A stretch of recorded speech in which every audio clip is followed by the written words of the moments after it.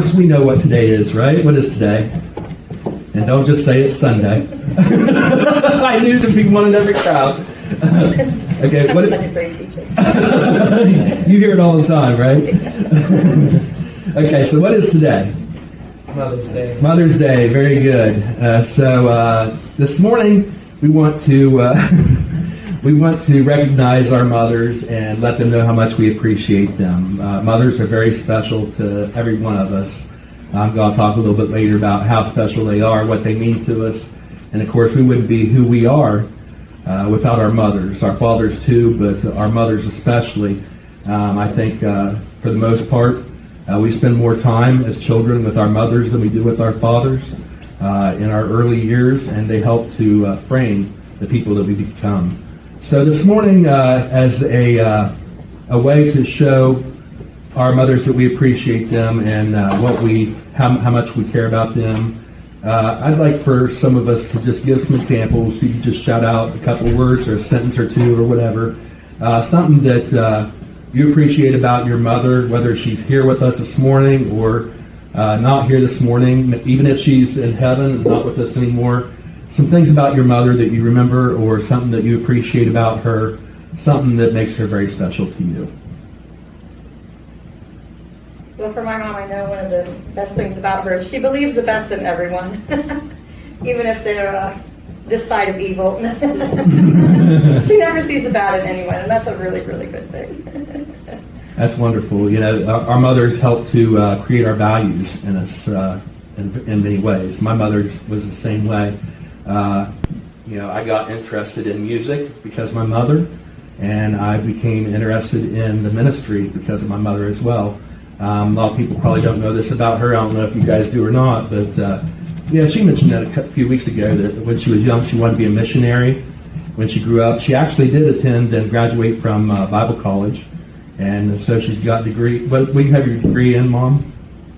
Christian education. In Christian education. So she's got a bachelor's degree. So she's educated in the ministry and stuff. So she could be a missionary today if she wanted to. She could have gone overseas. She could have been a teacher. She could have done many different things. But she decided to raise her family and myself, my brothers, and I owe everything that I am today to my mom and my dad. And she had a very vital role in making me the person that I am today. As much as that is, I'm not perfect by any means, but if there's any good in me, it's largely because of my mother. So thank you, Mom. Okay, anybody else? My mother helped me a little bit with my music. She was a quiet person. I never heard her sing until not too long before she passed away, and her dad lived to be 90. So I'm blessed with that. But my mom was a quiet person, and she never complained. Never once raised 7 kids, and never heard her complain except one time, and I'll never tell that story, when she got upset with my dad. And we were young, but I remember it, and that's the only time that I can ever remember. And not to bring politics into it, but my dad was a Republican, my mom was a Democrat. And Dad loved to tell stories, and he'd tell both, and Mom never complained. She laughed at his jokes. And I never heard them, when they went to vote, they went and they come back home. I don't know if they voted 2 ways or if they voted 1. And I kind of like Larry out there. I wish we could all just get along. Yeah. No matter what comes our way, we're all to be children of God and to serve Him and love one another. We don't love what people do sometimes, but we're not perfect either. Yeah. So we need to learn to get along with each other, and the world will be a lot better place. And so I remember my mother. She was a quiet, lovely person, and she never complained. Yeah, I don't remember her. I complained a lot, the older age. Yeah, I don't remember her complaining a lot either about Grandpa. And any of you that knew him, when he was around, his jokes were pretty ornery. And of course, we kids loved him for his jokes and stuff, with his ornery jokes and things he did and said. And taught us sometimes things that we shouldn't be doing, but it was all in good fun. But yeah, he and Grandma had different political beliefs, and when they went to the polls, they probably canceled each other's votes out, but they still loved each other, and that's something important for couples to be able to do that.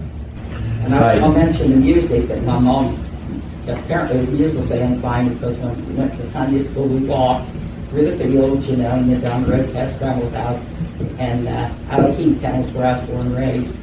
And when I come home one day, she said, well, what did you learn? And Mom and Dad didn't go to church, but they sent us and they made us go. And I'll never regret that. And I come home and she said, well, what did you learn today in Sunday school? And I said, well, I learned that they were bringing in the cheese. She said, oh, Linda, that's the sheaves. I said, that's what I said, the cheese. It took me a long time to catch on bringing in the cheese, not the cheese. So she knew her music, so she went to church, I think, as a young girl, because she was janitor at the church. And then when they got older, and Dad got married, started having kids, he was a coal miner. It just, I think they got away from the church. So let's just be true and faithful and love one another and serve the Lord in loving kindness. And Kathy, you were going to say something? Well, I miss my mom's hugs. Yeah. I mean, she'll be going 7 years the last day of this month. Of course, she liked to call real early in the morning, too, and get me out of bed. She'd say, are you up? I am now, Mom. I am now. She would just laugh about it. She thought it was funny. Yeah. And there's nothing like a mother's hug. My mother used to call on the phone, and of course, I had kids, Uh-huh. And I said, Mom, I gotta go. What are you gonna do? I said, she did. I said, well, I've got kids, But she wanted to talk, didn't she? Now he says I'm like my mom. I get off my knees. So, but that's good. Yeah, my mom is faithful to me, very faithful to me. Never, I can say one thing. My mom or dad never laid a hand on it. I must have been a pretty good kid.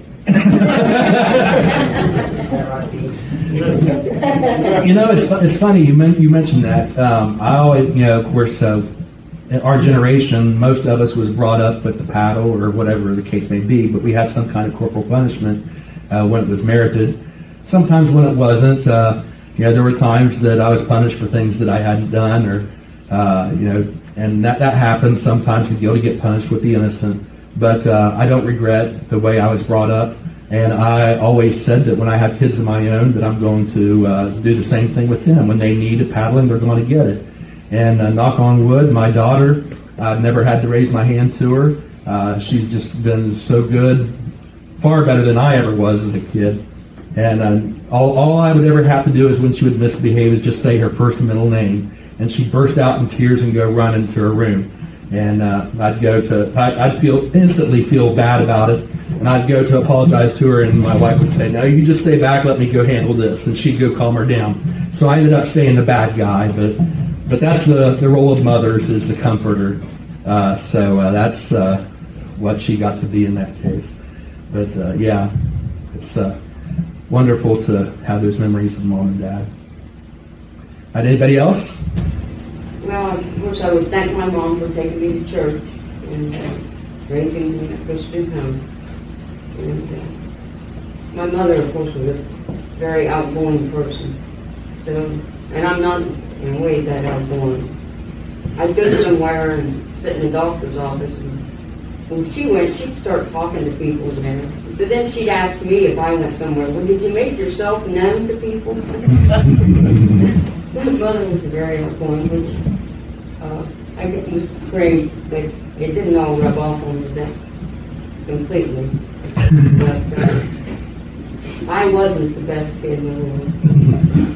My mother always said, well, I wouldn't take $1 million for you, but I sure don't want another one. It took some work for Mom to keep me straight, I guess. But I sure appreciate, we didn't have a TV, and I'm glad we didn't. So every evening she'd read to us from books. And she'd read chapters out. So she read us a lot of books. And I really appreciated that. Okay, anybody else? I remember my mother had a saying.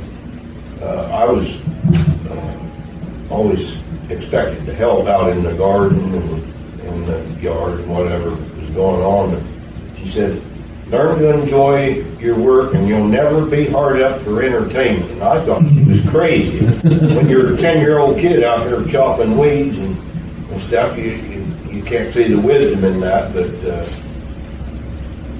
as I got older, I learned to enjoy the gardening, and I take pride in raising the garden and digging potatoes. She'd always, Dad would want to get the plow hooked up and plow the potato rows out. And she said, "Now I want to dig them by hand." And of course, I was expected to help, but she said, "Start at the end of the garden with where the poorest potato grows, and go down to the better potatoes." She said, "It's always." It was like a treasure hunt for her. She'd dig out a big potato and boil. But, I appreciated that. I didn't inherit all her work ethic, but she never was sitting down. She couldn't watch TV to watch she wasn't crocheting or hooking her rug or doing something. That just might not have made her $1 million, but she never. We still have things around the house that she'd made. Yeah. So that's values that she instilled in you. Yeah. So young people, just remember that those of us, we're a little bit older than you guys are right now, but when you guys get to our age, you're going to have these memories and memories of your parents, and they're going to mean even more to you than they are now. And so keep that in mind, that these memories will stick with you. Sometimes they may not seem like they're the best parents. You might think, boy, when I get older, I'm going to treat my kids differently than my parents treat me. I remember I said that when I was a kid, and then when I grow up, I see some smiles. So I know I'm not the only one. But I said that when I was younger. Now that I'm older, I see a lot of the value in the things that they did, the things that they taught us, that I didn't understand at the time. So appreciate your parents, because these are memories that will mean a lot to you in the future. And they're very special. Ephesians chapter 6, verse 1 through 3 says, "Children, obey your parents in the Lord, for this is right. Honor your father and mother, which is the first commandment with a promise, that it may go well with you and that you may enjoy long life on earth." So we're talking about the law of God last Sunday. We're going to pick up again with it next Sunday. But when you think of the 10 Commandments, the 5th commandment is to honor your parents. And it is the first commandment with promise. And if we obey that commandment, then God says that our days will be long and they will be blessed. And so we want to honor God, and we do that in part by honoring our parents. And the way we're doing it this morning, some of you have already done it, and I'm going to do it in a few moments myself. Proverbs 31 talks about the Proverbs mother and the Proverbs wife. Verses 28 and 29 says, "Her children arise and call her blessed, her husband also, and he praises her. Many women do noble things, but you surpass them all." And that's what we are doing this morning when we share these memories of our mothers. We are honoring them by rising up and calling them blessed. We are rising up and speaking their praises. And these are things that God encourages us to do, that our days may be long and blessed. And so just remember how much your parents love you, and one day you'll appreciate them even more than you do now. All right, in the beginning, God created the heavens and the earth and everything in them, and it was good. But after creating the sun, the moon, and the stars, the planets, the land, the seas, and the oceans, and all life in the universe, including man and the animals, and it was all good, But in Genesis 2:18, for the first time, God saw that something was not good. All throughout Genesis chapter 1, we see over and over, it is good. It is good. It is good. For the first time, God sees that something is not good. Out of all the goodness in existence, something was missing. Can anybody tell me what it was? Well, let's look at what God did to correct what was missing. Genesis 2:18. And the Lord God said, it is not good that man should be alone. Out of all the creatures he had created, verse 20 says, there was not found a companion suitable for him. So from Adam's very own rib, God created woman. Then in verse 23, Adam said, this is now bone of my bones and flesh of my flesh. She shall be called woman because she was taken out of man. And then in Genesis 3, verse 20, he named her Eve because she was the mother of all living. Now, if there's a lesson that we can learn from this, it's this. That of all the goodness in the universe, without our mothers, it's just not good enough. I found online this little poem, and I've kind of adapted it just slightly. It's almost exactly the way I read it, but I made a few small changes to it. If you're up each night until 10 p.m., vacuuming, dusting, wiping, washing, drying, loading, unloading, shopping, cooking, driving, flushing, ironing, sweeping, picking up, changing sheets, changing diapers, bathing, helping with homework, paying bills, budgeting, clipping coupons, folding clothes, putting to bed, dragging out of bed, brushing, chasing, buckling, feeding, them, not you, plus swinging, playing, raking, trimming, planting, edging, mowing, gardening, painting, walking the dog, and praying for your kids. You get up at 5:30 a.m. just to start it all over again, and you have no time to eat, sleep, drink, or go to the bathroom, and yet you still manage to gain 10 pounds. You might be a mother. Our mothers truly are superheroes, and we wouldn't be who we are today without them. Not only do they do everything that I just described and more, but they are perhaps the earliest and biggest influence on what kind of people we end up becoming. They teach us by their example of the depths of God's love for us. There's no other human love that exists that can compare among humans in that of a mother and her child. And as she cradles us in her arms, kisses our boo-boos, bandages our wounds, and calms our fears, she demonstrates the perfect love of God. God says in Isaiah 66:13, as one whom his mother comforts, so I will comfort you. Our mothers encourage our dreams and fill us with hope, while teaching us the basics of love and life, giving us the building blocks that we will use to become good and honorable adults and to make a positive mark on the world.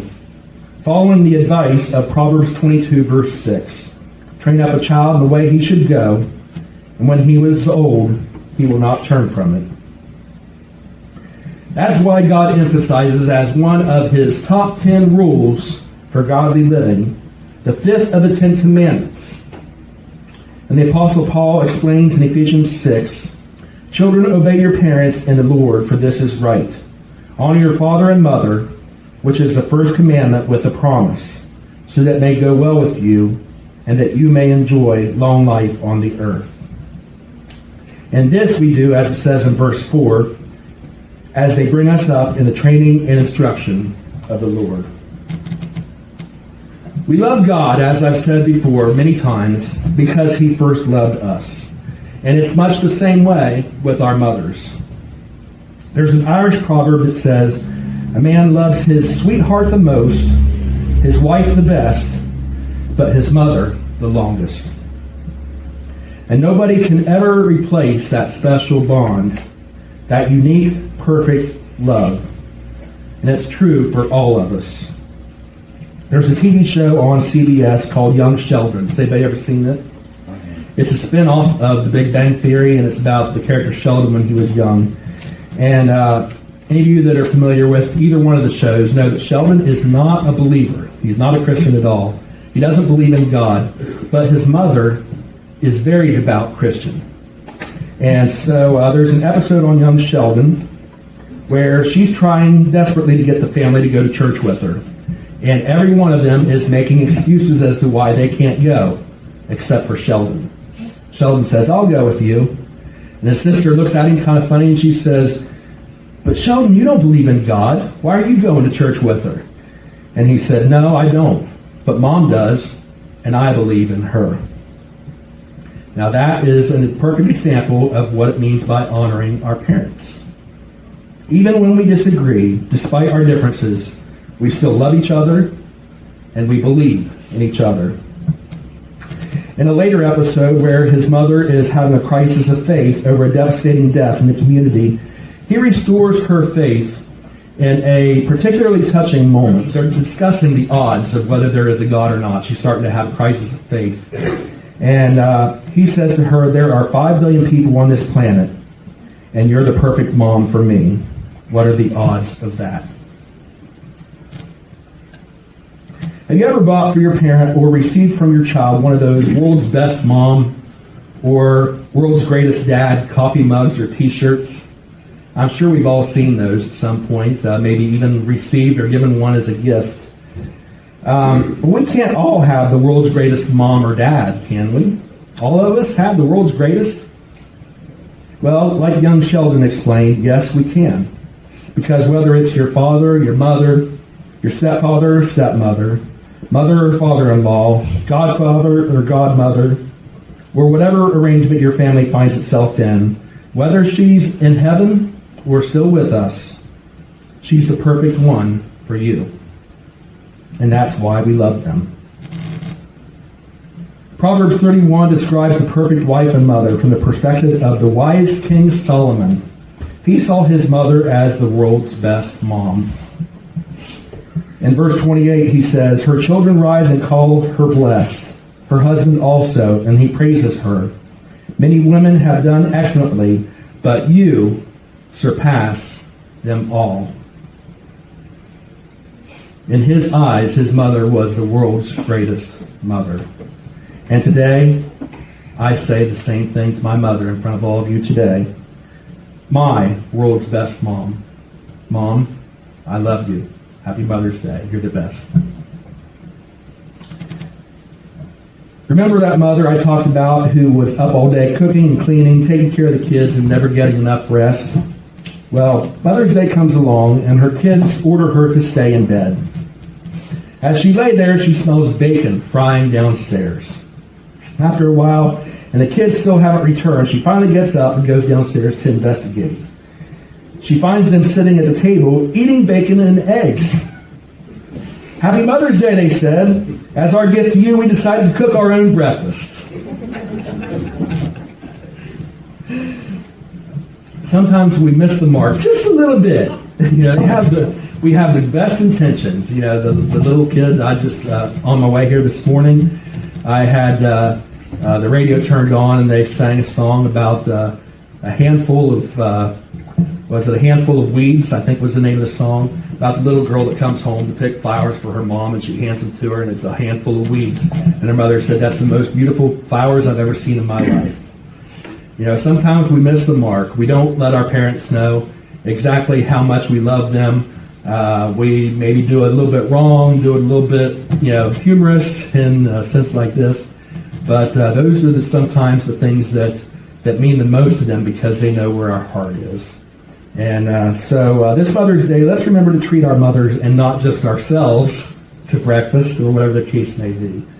Let's do our best to show them that we care and how much they mean to us. After they've spent our entire lives so far caring for us, surely we can dedicate one day for them. But don't let it end at the end of today. Let's spend the rest of our lives honoring them, loving them, and caring for them as they've done for us.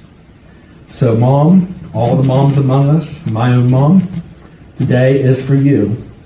Happy Mother's Day. We love you. Let us pray. Hey everybody, thanks for watching today's program. We hope you enjoyed it. If you did, Be sure to hit the like button, comment down below, and subscribe so that you'll know when we add new videos. If you'd like to join us in person, we're at the Highland Ridge Community Church at 2200 Highland Ridge Road, Lowell, Ohio, 45744.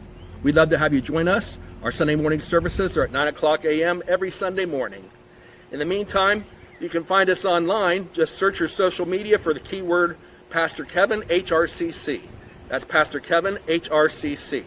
Thanks again for joining us. We'll see you next week. Thanks for watching, and God bless.